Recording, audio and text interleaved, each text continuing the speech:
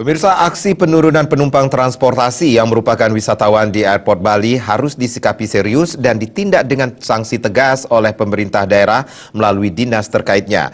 Jika pro dan kontra persoalan angkutan online di Bali dibiarkan begitu saja tanpa penyelesaian, maka akan mengganggu citra pariwisata Bali. Aksi penurunan penumpang transportasi seperti yang merupakan wisatawan di Bali yang terunggah ke media sosial harus disikapi serius dan ditindak sanksi oleh pemerintah daerah melalui dinas terkaitnya.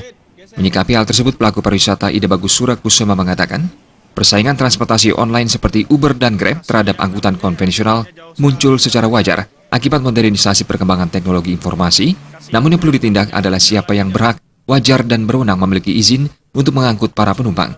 Tentu jika transportasi online yang beroperasi di Bali tidak memiliki izin baik operasional, izin kendaraan dan pengemudinya, maka dinas terkait harus tegas menindaknya.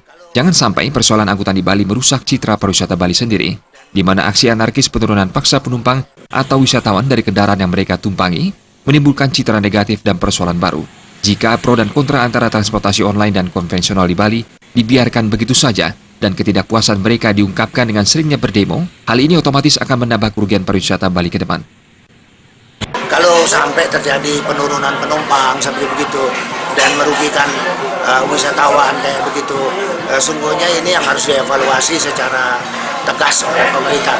Jadi pemerintah di daerah di tingkat 2 pun harus turun ke lapangan, memberikan sosialisasi, juga memberikan himbauan kepada masyarakat supaya jangan melakukan hal-hal yang kira-kira bisa merugikan pariwisata itu sendiri. Meski menyangkut kepentingan hajat hidup, diimbau jika sebuah perusahaan berbasis aplikasi online ini ingin berusaha di bidang angkutan transportasi yang menyangkut keselamatan penumpang, maka izin harus dimiliki seperti layaknya izin yang dimiliki transportasi lainnya di Bali. Pelanggaran terhadap hal ini harus tegas ditindak dengan sanksi.